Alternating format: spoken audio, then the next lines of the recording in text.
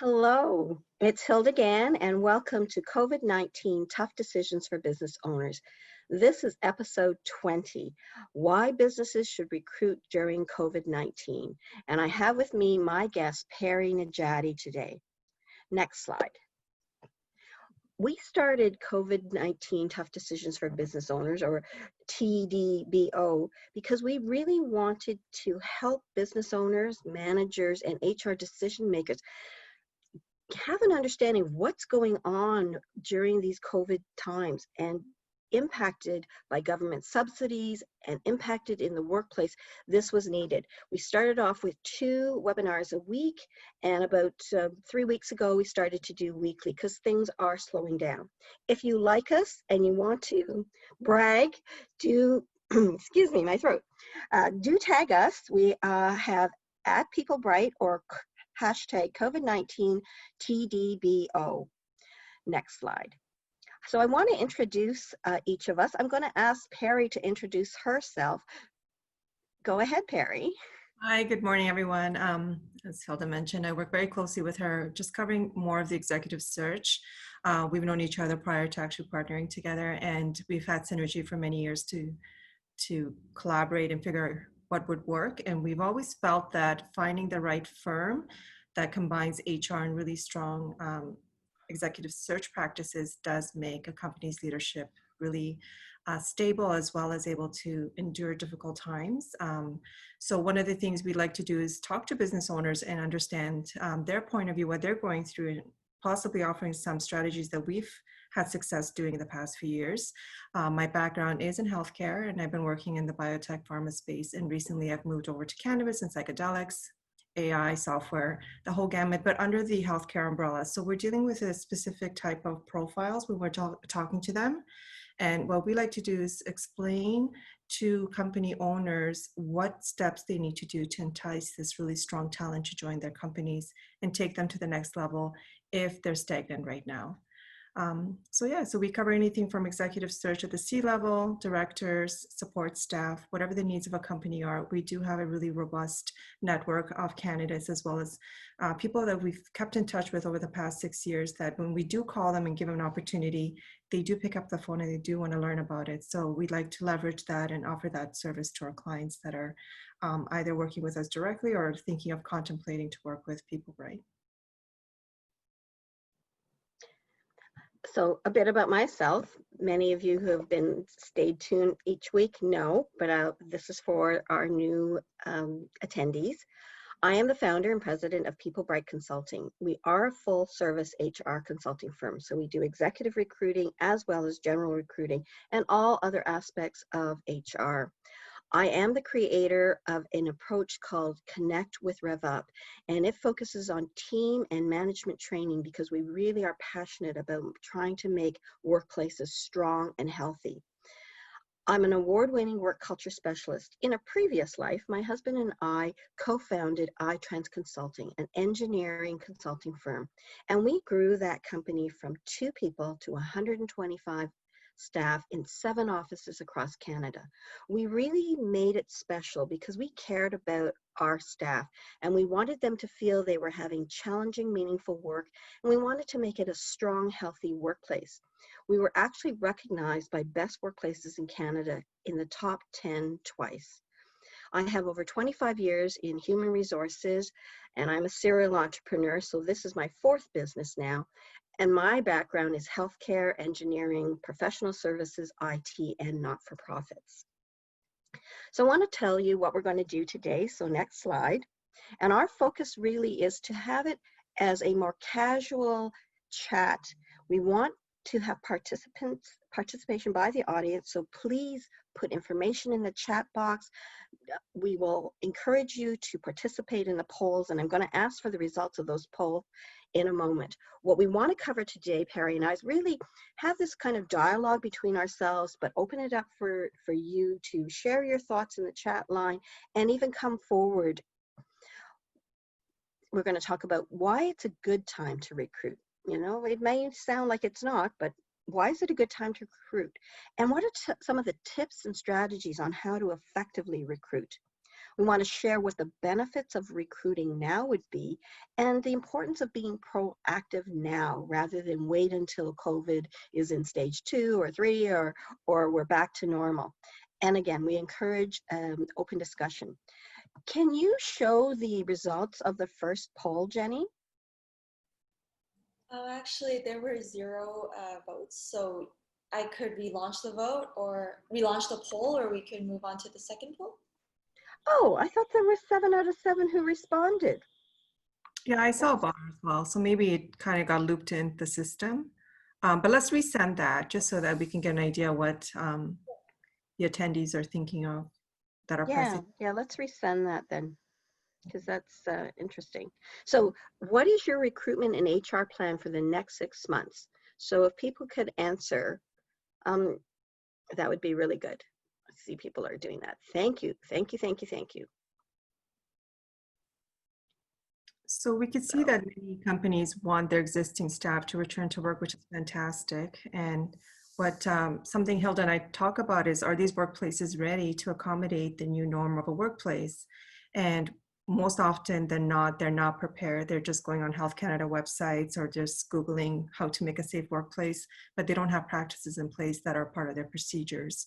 I think Hilda can speak a little bit more about why it's important to be proactive now with regards to bringing back your staff so everybody feels safe, that they do feel comfortable to come in and not have to worry about potentially getting COVID or passing COVID or being exposed to stress when they're at the office. Yeah, I think that's a scary thing right now because a lot of people are worried.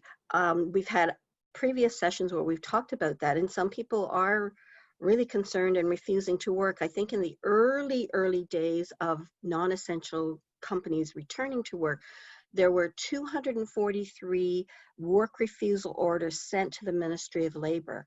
And in fact, none of those resulted in the Minister of Labor saying, yes, this is bad, we're stopping work. All of them were told this is not a refusal to work situation.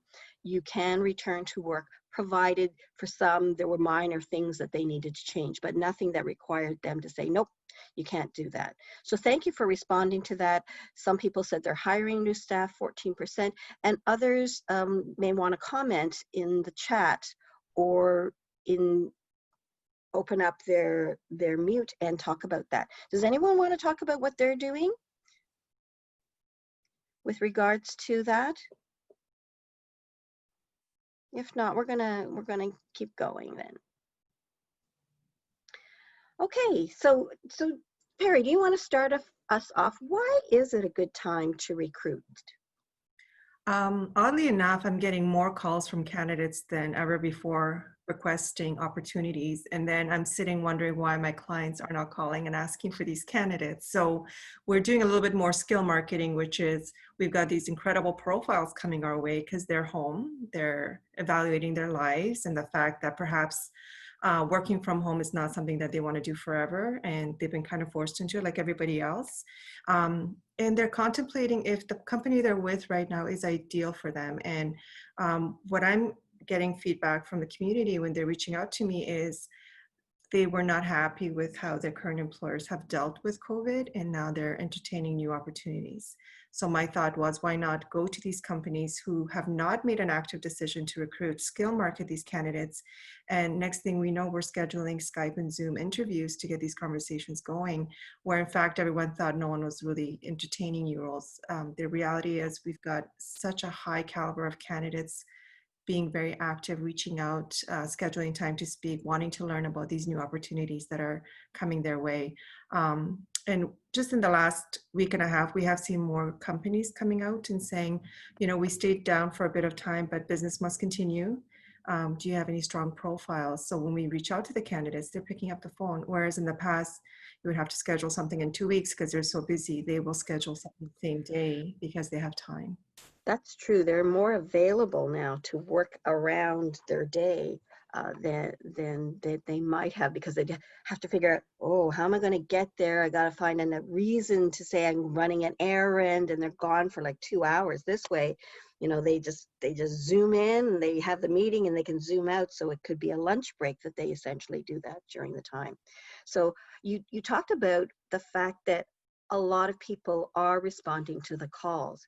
And I think that the dilemma and things we've talked about in previous webinars is, if you're not treating your staff right, if there isn't that feeling of loyalty that you cared about them during COVID-19, they're going to pick up that phone and they're going to call. It was interesting because when we were iTrans, we did have a strong work culture, but some days are better than others. And what would happen is, on the day that the person ended up telling us that they were going to be leaving, what happened was, they got a phone call on a day that was a real crappy day. They just couldn't take it. And somebody said, hey, if you're interested, give me a call. So they thought, oh, what the heck? They give a call, and before you know it, one thing leads to another, and they get enticed away. So you really do want to create strong work cultures. You really do want to make sure people care, that you make people feel they're cared for, because that loyalty will help them. Because people don't really leave because of money. If they do, it's usually at least 10% more, right? Right, Pari? Yeah, and that's what I'm hearing from the candidates. They're a lot more flexible with compensation than ever before, because they recognize that they may not need to go to the office as often if the workplace has changed when the pandemic is over. And second of all, they, again, use this time to evaluate their life, and they're in a position where they can negotiate a lot more easier in favor of the employer. Whereas before, when there was too many opportunities, they would just increase their request for pay because there was more opportunities than there were candidates. I think the table's a little bit different now, where there's really strong candidates, not a lot of opportunities, so they're willing to take a step back in compensation if the company offers a really exciting opportunity to be part of them. And we're not talking 5 months from now, they want something in the next month or so. So they're willing to take a decision making that impacts their life right now, as opposed to waiting. Whereas before, they call me back in 6 months, I'm not available right now.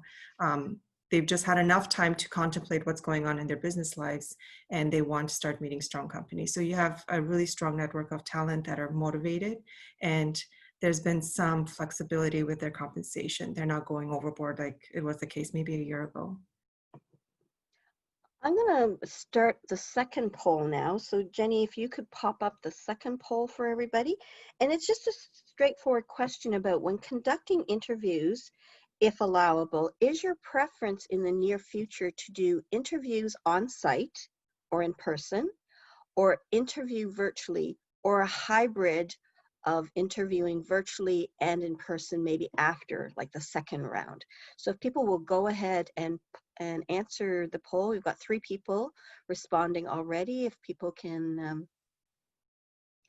now feel free again to put comments in the chat box, because I find that when people are sharing some of their thoughts and ideas, that kind of validates for other people what they're doing, or gives me an idea of what I might want to do. So please, put comments in the chat box if they come to you.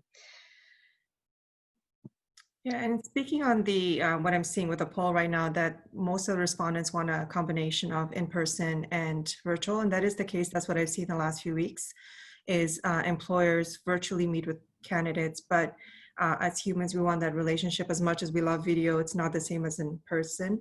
So the next round tends to be in person, with a lot of measures taken in place that both candidate and employer feel safe. So there will be social distancing, there will be protocols in place. They still give tour of their facilities with gear on, because people can't make a proper informed decision until they actually see the office, until they actually see the facility, possibly meet some of the employees that they'll be managing. So virtually first, I've seen that over and over again, but definitely in-persons are requested, and employers are very happy to accommodate if both parties feel comfortable to do so. And it looks like that's what the poll said. I'm sharing the poll results with people now, and it is that hybrid. Initial interview virtually first and in person afterwards. Like, why would you start a company without ever physically stepping into the bricks and mortars of that company?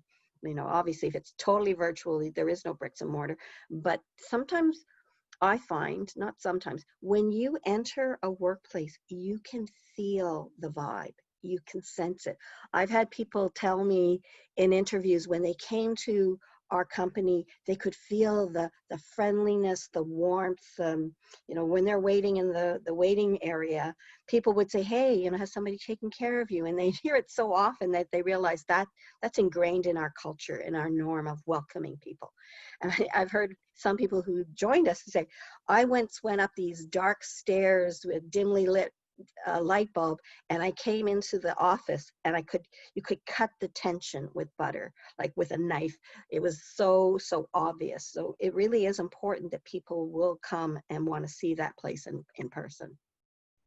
Yeah, I have clients who are virtually based right now, but they do use like a shared office at a public facility. They still would like to meet the candidates. So if you are a virtual company, you're thinking you can't really hire because you don't have an office, with patios possibly opening, you could potentially do a lunch. If patios are open at Starbucks, to go out to Starbucks, but people want to meet in person. We've done them at a bench at U of T's grounds. We've done whatever we needed to do because people at the end of the day want to meet who they were working with. And if they're virtually based, they don't have an office, they still want to meet. We had a client in the States who interviewed in his car once, legally, only because the company they were building was not physically built out yet. It was under construction. They brought the candidate to take a look at it. They had nowhere to sit, so they went over to the HR executive's car and finalized their interview there with AC, just because it was a very warm day. But you have to be creative. They want to meet you. If the facility is not ready, they still want to come out and see what stage you're at. I'm going to bring up the third poll, and then let's get on to tips and strategies on how to effectively recruit. So we'll pop up the third poll. Thank you. Would you look at new roles that offer remote work, flexible hours, or is your preference to join a company with an office setting after COVID-19 slows down? So this is a personal preference, or you can put it in the frame of mind of I'm hiring this kind of person. This is what we're going to offer. So go ahead and put in. We've got 4 out of 10 people responding so far that are saying hybrid of remote and office-based. And I think that seems to be where both business owners and employees want. They miss that opportunity to connect with people. I think in COVID-19, we've realized we do need human connection. We need that human touch. And virtual we need 3D. 2D is not the same. And we've got 8 out of 10, so we're going to close this poll. And all of the people that responded said that they would like to see a hybrid of remote and office space. So thank you very much for sharing that. Let's talk about tips and strategies on how to effectively recruit, Pari. Yeah, I mean, using the poll as an example, knowing that the candidates want a hybrid, offer that to them. I mean, that's a great starting piece as a conversation is, we know that everyone's really concerned about COVID. One opportunity that we give new employees is the opportunity to work from home remotely and have flexibility. It's not the case where it's a standard 9 to 5, Monday to Friday at your desk type of setting. It won't work anymore. So I think company owners need to recognize if it's about control, then we need to have a talk about that. You can manage employees very effectively remotely if you have the proper procedures in place. And giving them trust. I mean, at the end of the day, you hired them to do a job. The last thing you want to do is micromanage them, especially at the executive level. We have executives that are working remotely from out of province, and they're perfectly fine doing so. So one of the tips we give is that know what the clients look at what the candidates are looking for and offer that as one of the ways to entice them to join your company, how your company differentiates itself and how you're not your standard 9 to 5 office company. We offer all these perks that we recognize candidates need. And that does give candidates a warm feeling that you actually care on the onset, and then likelihood of it being a great work environment is very high if the beginning starts off that way. Yeah, I reinforce it's all about trust. And you think about it, how many people in this world really wanted to say, I want a job, I want to get away with everything that I can, and I want them to pay me a fancy paycheck at the end of the day, or not so fancy. People really do want to do something that's meaningful. And maybe that's part of the situation, but I don't think people are slackers. And if they are, that's that small percent. And when you find them, yes, you have to weed them out. But if you go on the premise that everybody's a slacker, then that's not going to build trust. But if you go on the premise that everybody is wanting to do, 110% best quality work, because that's their signature piece, then you're probably going to build trust. And you'll find out fairly quickly those people that you need to keep an eye on, and deal with those people you have to keep an eye on. Other tips and strategies is really to make sure that you have a strategy and a set of tools that reproduce how you hire people.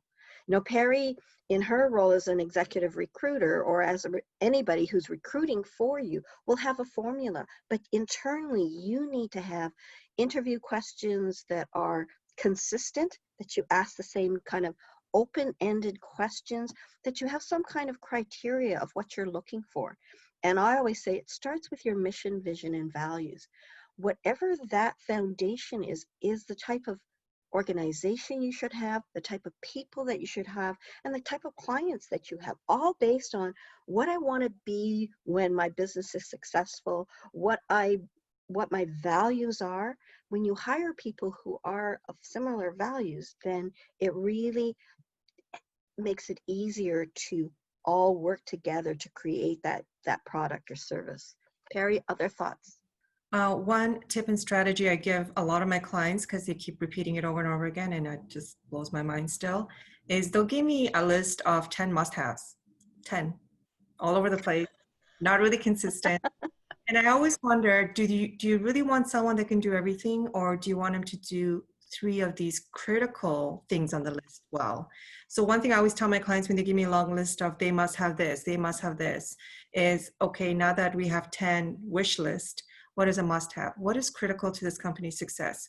And we often can shorten that list of 10 criticals to like actually 3 real criticals. So dialogue is needed with our clients to understand you can't have a candidate with full 10. It's really rare, and you have to be open-minded to understand if the person has the right mindset, they can learn a lot at the job. And if they don't necessarily have it under their belt, but they have the willingness to learn, and you have the opportunity to teach them, bring that motivated person on board versus the one that has this rock star CV, has done everything, and then you recognize when you meet with them, they're lacking in motivation because they've probably done it all, they've got the ego in place.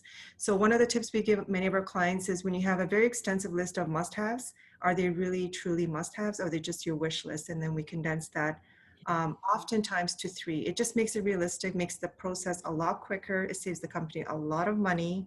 And at the end, they figure out that their mandate was a little bit wishful. It was going to take too long. And the other tip I would give companies is that the thought that you have of hiring is real. Don't keep waiting on it. We hear companies say, we're going to wait for this, we're going to wait for that. It doesn't work, because by the time you're ready, the candidates are not available. So when we skill market a candidate who's active, we really try to tell the client, this is the right time to take them. If you don't choose this candidate today, they won't be available in 6 months when you feel you'll be ready. So just really evaluate your company. Do you really need this individual? And if so, act quick because they're active. Because by the time they're passive, it takes that much longer to entice them. They're going to want more money, more perks. It's not a great strategy. We want to show effective ways to hire, and one of it is moving quick, reducing these lists of what you think are critical must-haves. They truly are not, because you're asking very generic requests of these people. And look for motivated individuals that you can teach. Even if you think you're busy, you need to carve the time, because that is going to build your relationship with this future employee as well by bonding with them and training them properly. And that's part of the developing potential, right? One of the things that I would add is, when you look at a resume, don't look for that 10 checklist. Oh yeah, I've got this. Look for potential. Look for transference of skills. I found the person who would be my CFO. I found the person who would start as my HR coordinator and become my manager, because I looked for that potential to grow. I didn't look for today, I look for tomorrow as well. And when people are challenged and have meaningful work and are valued for being able to progress, that loyalty is built, that retention is built. So that would be an additional tip, is that too often people look at the resume and they want somebody to hit the ground running today. That's not what you should be looking for. You should look for transference of skills. You should look for potential, and you should look for that motivation. We had two candidates, one that was a high achiever, got 80% in everything, and this other guy who was in the 70s. No, actually it was the other way around. This guy was in the 80s and the female was kind of in the 70s, but she was working part-time in a restaurant for 5 years. And my manager said, take the one who's been working in the restaurant business over this person, because he's worked in summer jobs with his family and he's an academic. He may not be able to apply some of his knowledge. The reason being is that the person who worked in the restaurant knew how to deal with customers, was organized, who could figure out when to put the right order in and manage that. So she had real life working experience, and that's why, and that just hit me like, wow, in that past life, I would have gone for the academic because I knew that person would be smart and be able to transfer knowledge. But he brought me back to earth and said, it's the total picture. That person's life experience, soft skills really made a difference. What are some of the benefits now, Pari, of recruiting now versus let's wait till phase 3 when we're almost ready to hit the ground running again in this new world that's post-COVID? Why now? Well, going back on a previous point is there's candidates motivated now. Why not start speaking with them? You don't have to hire them right away if you can't, but at least get the conversations going, get those relationships built. So when you are ready, they are already committed to working with you. The other thing is the caliber of talent is extremely high now than ever before. I'm really blown away with every candidate I connect with. They come from publicly traded companies. They don't care about titles. They're flexible with compensation. I'm like, this is a golden moment as an employer to take advantage of this. And I don't mean that in a negative way. I don't mean take advantage of your candidates, but they're evaluating their lives just like you're evaluating your business. Get the conversation started, get the virtual meeting started, invite them out to meet with you, because you don't have them locked at any point, right? Until they sign a contract, they're still not your employee, but you need to start having conversations today. And waiting when this all settles shows to the candidate you're not quick at making decisions. So if they're an employee one day, they need a decision on the spot and you hum and haw, they would have probably seen it through the interview process. So we want to try to reduce that risk and say, showcase to these future employees that you are on top of it and you are committed to making this happen with all this uncertainty. It is not a time to sit back. We need to show people to start getting out there, interviewing this incredible talent that's come our way. In the past, we would have a mixture of talent pools, but the last 3 months, it's been extremely high caliber. It's just been phenomenal. So why not use that time to meet with them? Because in 6 months, they already have secured something through our recruitment firm, most likely. Mm-hmm. We would have already placed them, so we can't touch them after we've put them in our client's company. I think it's a great time for the next poll. So Jenny, if you could post the next poll, because I think you have to treat people well. This is actually the opportunity to change work culture. For those people who are living in a toxic work culture, these people can make a difference now by building trust, by by changing. Jenny, can you put that poll up? By shifting, this is a great time. People are going to say, "Oh, what are they trying to do? Change the Jenny poll." Yes, it's not working. Oh, it's not working. Oh, that's too bad. Well, the next thing, and I now encourage people who've been very quiet to put things in the chat box. If you're currently employed, how engaged or communicative is your leadership team with you and your staff? Like, are you, and I guess maybe you can put it in anonymously and share it with Jenny if you feel you don't want. Are you finding that your company is highly communicative and engaged, somewhat communicative and engaged, or not communicative and engaged? just, again, you don't necessarily put it anonymously or say, this is my company. We're going to assume this is your company, not you, because we can't do this poll now. But if we can do that, that would be really, really interesting. Yeah, it's funny because I hear company owners, I founders. see the poll. Okay, I can everybody see the poll? Because I just put it up. No, that was the last poll. People are putting it in the chat too. Okay, good. Maybe they're chatting with you privately. That's good. Because I think it's a tough time. And then that's why people are going to answer that phone call or that LinkedIn that Pari, says, hey, I've got a great opportunity for you. Would you be interested? And right now, I think with COVID, we have allowed ourselves to be more bold, more adaptive and flexible. So maybe those people, maybe you yourself would not have answered that call pre-COVID times because you were really okay. Maybe you weren't like wowed by where you're working, but you were okay. But you might not have answered that call because you're too busy and everything's fine. But because of COVID now, we are, thinking, what am I doing? What have I missed? I now have been able to shift. I could do Zoom. I can manage cooking for my family and running a household and working full time.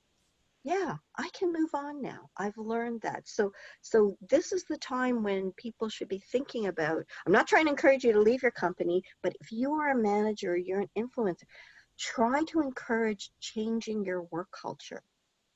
So do you want to share some of the results you've had, Jenny, on the? I can add, Hilda, to that. Sure. A lot of employers feel like, well, I've already talked to them last week. Do I really need to talk to them again this week? I mean, I already given tasks to do. I'm waiting for them to submit it. And there's nothing wrong with checking in and just asking your employees, are they okay? Do you need anything from me? It doesn't have to be work related. And that's what people appreciate. And then the fact that not even a single message comes out unless it's a task kind of removes them further because they're isolated anyways. They're isolated from their family, their friends, their coworkers. And now the only time their boss or leadership team reaches out is to complete an assignment. They don't feel good. And once people don't feel good, that's when the ball starts moving in their head and they're like, something's wrong here. I thought I had a better workplace than this. And they only reach out when they want me to finish something, as opposed to, hey, how are you doing? Do you need anything from us? Even if it's support, I had a great HR executive in the States who offers them tools to keep them busy with their families. He checks in often. He gives them free exercise regimens they could download on their computer and work from home. He has really epitomized what it is to be a great leader in a company by constantly touching base. And as Hilda said previously in another webinar, it's better to over communicate than under communicate. And why not take this time? You're probably not as busy without going to the office anyways. Just build it in your day to check in with your employees, maybe one-on-one if it's not a team chat. And you could text, you don't necessarily have to send in work email, say, hey, how's everything? Are you guys okay? And you'd be really surprised to hear how much more happy your employees are when you are checking in on them. I see a lot of comments here about highly communicative, and that's really good because that's going to build the loyalty of your team so that when it's post-COVID times, that means a lot to many people, loyalty. When we had our business previously, and I still carried forward with this concept, if I like to work with a person, I've built a trusting relationship, I'm not going anywhere. There'll be people say, oh, you must be having headaches with your travel plans. We can do a better job of your whatever your existing situation is. And I said, I've been with this company for 10 years. I'm happy with the service. There's no reason for me to change. Oh, but I can do better. You don't even know what they do, and you're telling me you can do better. You're not even listening to me, right? So I think the point I'm trying to say is that loyalty makes a difference to many people. And if your company was such that you created a foundation where loyalty mattered, oftentimes when people leave companies, top 3 reasons: bad bosses, toxic work environment, and lack of meaningful and challenging work. And oftentimes the manager is the pivotal point. That crappy manager you just can't take anymore, but you love the workplace, you love the colleagues you've developed, but that's the pivot point that forces you to leave. So if you can build strength in those 3 areas, and I'm talking bosses now are really a pivotal point, then you're going to have loyalty, you're going to have retention. Any other thoughts? Well, I see someone said crickets not involving HR in anything, unfortunately. My suggestion, if this person is in fact is in HR, is to be proactive and showcase to them what's going to look like if you don't communicate with your staff. So, you know, pull up your pants and just walk in and request to start communicating with your staff. If you feel it is the right thing to do, it sounds like they are in HR themselves, offer to do it. You know, one of the things we will be sharing later on is one-on-one. Pari and I will each offer, you know, a 30-minute consultation for you in an area. Obviously for Pari, it's about recruiting, and for me, it's about HR and strategic business in general. I would encourage the person who is crickets to have this one-on-one dialogue. So many of my other HR colleagues are so happy they have been involved at the table because senior management team understands that HR is a pivotal point and it's critical. So, you know, I know that many of my colleagues have said, I want a seat at the table. I said, well, you have to earn that seat at the table. You have to show. And during COVID, they've been allowed to show their key. So I think going forward, most organizations will want to have a place at the table for HR because they understood during COVID times that this was an important thing. Just like we can't work remotely, now it's a piece of mainstay. HR will be part of the mainstay at senior management if they are showing what they can do. So I would encourage you to have a conversation with me.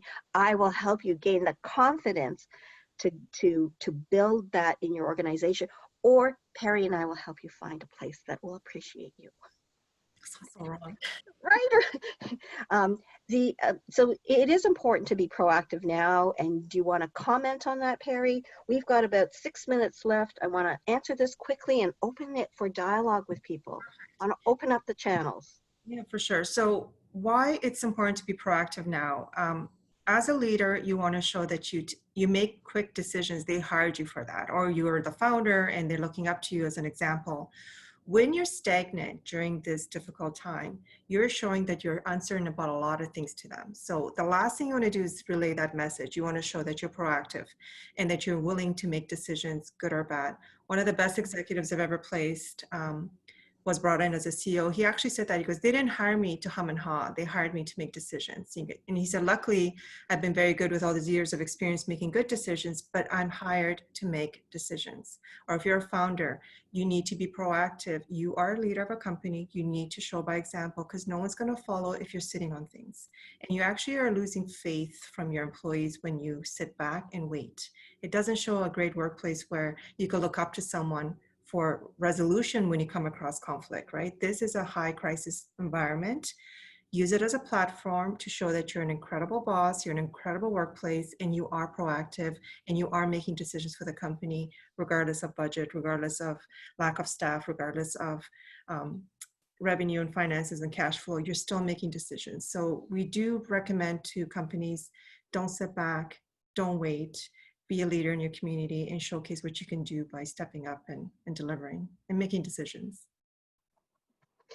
I will kind of share too that it is important to be proactive. A lot of people think they need to wait, but if you're not planning now, you will not be, I guess, ahead of the curve or with the first wave. An example was if you look at what happened in the 2002, 2008, 2009 recession, companies that were conservative and kind of cut back and pared back and then waited until the last minute were shadows of their former selves. Sony was a great example.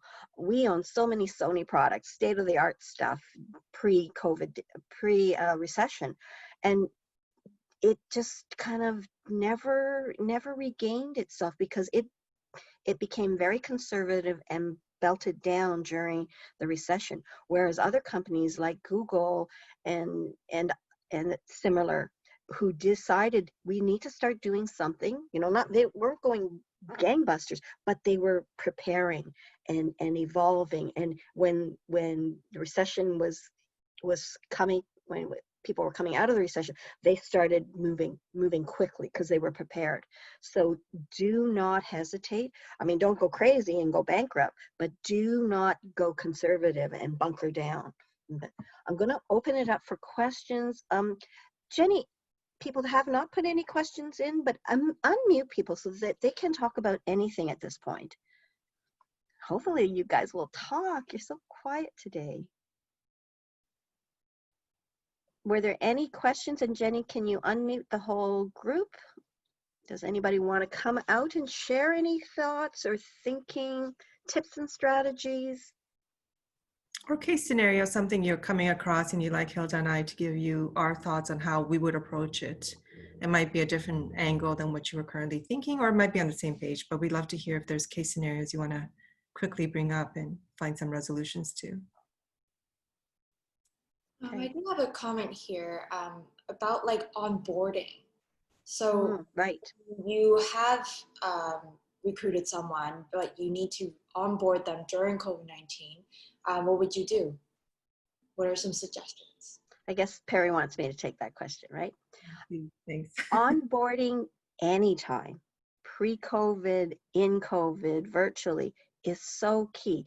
People know within the first week of hire whether this is going to work out. And typically it is the onboarding that's important. Make me feel I belong. Make me feel you were expecting me. You wouldn't know how many times I've seen companies where they say, oh, here's your desk. Oh, the computer will come tomorrow. Or just the thing is, you should have a well-prepared orientation package with connectivity to your manager the first day, somebody who might be a mentor or a buddy, and learning what to expect. Now that's part of reading, going online, but it's also human touch. And so every company should have a planned onboarding system, and virtually is going to be even harder. So make sure that person doesn't feel like they don't know what they're doing, they don't know who they're working with, they don't understand the big picture of the company. Those are probably the key things to start with. And great companies will keep that orientation onboarding going for a 3 to 6 month period. Not every day, but touch points. You know, now it's time to teach a person about this. Now it's time to check in and see what they're doing. I'm going to keep going with the remainder of the slides and ask people if they want to come forward or if there are any other questions. Jenny, were there any other questions before I go with the remaining slides? Yeah, a participant actually wanted to unmute themselves, but they're having IT issues. Oh. We'll move on and then we'll try to. Okay. And maybe they can put it in the chat box and we can see if we can answer. So let's just go through the last slides here. So we have been doing this for 20 episodes, and we started off with twice a week because there was so much going on. And we've provided you with a list of all of the webinars with the links. You're welcome to subscribe on YouTube.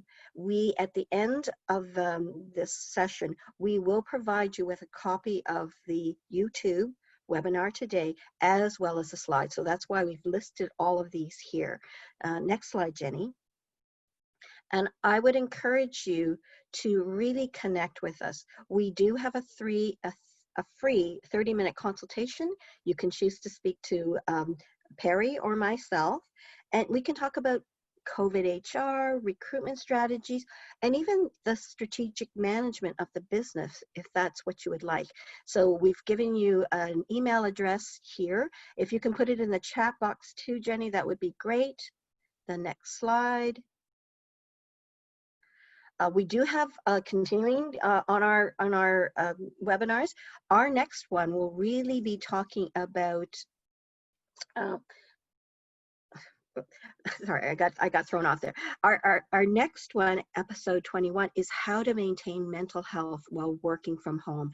And Kim Duchesne of Insightful Leadership Edge, I believe the name of her company, will be speaking with us on the 17th, next Wednesday. Note the time though, she is from Alberta, so respectfully, I didn't want her to talk at 8 o'clock in the morning, so we're going to do that at 1 o'clock.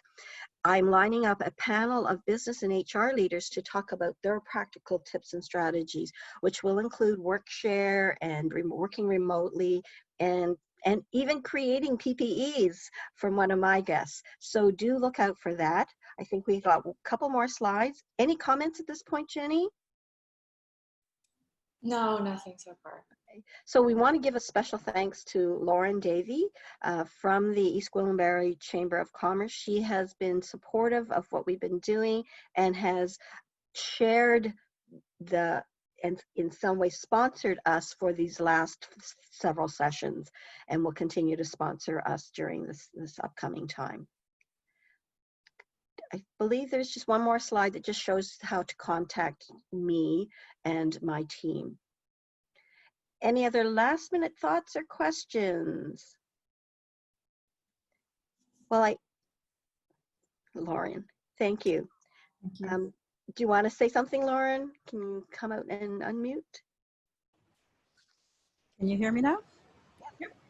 Great. No, yeah, I just wanted to say thank you, Hilda, for these incredible sessions. I find that they're very valuable and very informative for all, whether you own your own business or whether you're an employee of a business. I think it's valuable information that you're sharing, and we look forward to continue partnering with you on this series, because I think, it's something that is beneficial for our membership and other communities in the region as well. So thank you very much for having us. Thank you. And I would like to thank Pari for sharing her wisdom and knowledge. You can tell why I partnered with her in terms of building my team and doing the recruiting and she's fantastic. She and I met from when I was actually director of human resources at another firm, and I just love the fact that at 5 o'clock, I know this is not the norm, but 5 o'clock as I'm driving home, she was my ride home to talk about the recruitment of some of our top senior people that I was charged with hiring.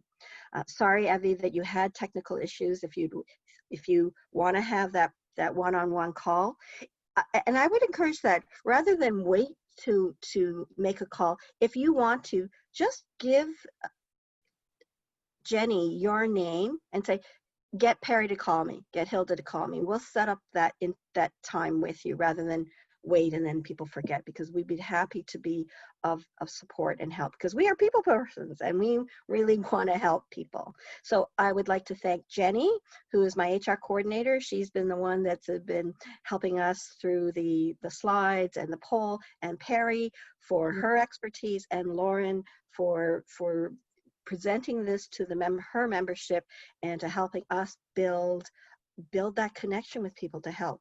So stay safe, everybody, and thank you. We know that there are myriads of webinars that you can attend, and your Zoom fatigue is there. So the fact that you're choosing to listen to us, we thank you for the time that you spend. So take it easy, everybody. We look forward Okay. Oh, somebody said they joined from the Philippines. Oh my. Wow. Thank you very much, Jessica. Very, very helpful. And I would love to have a 30-minute conversation with you just to get connected with what you're doing out there. So again, thank you, everybody. Have a great day. Great day, everyone. Thank you again. Thank you, Hilda. Appreciate it.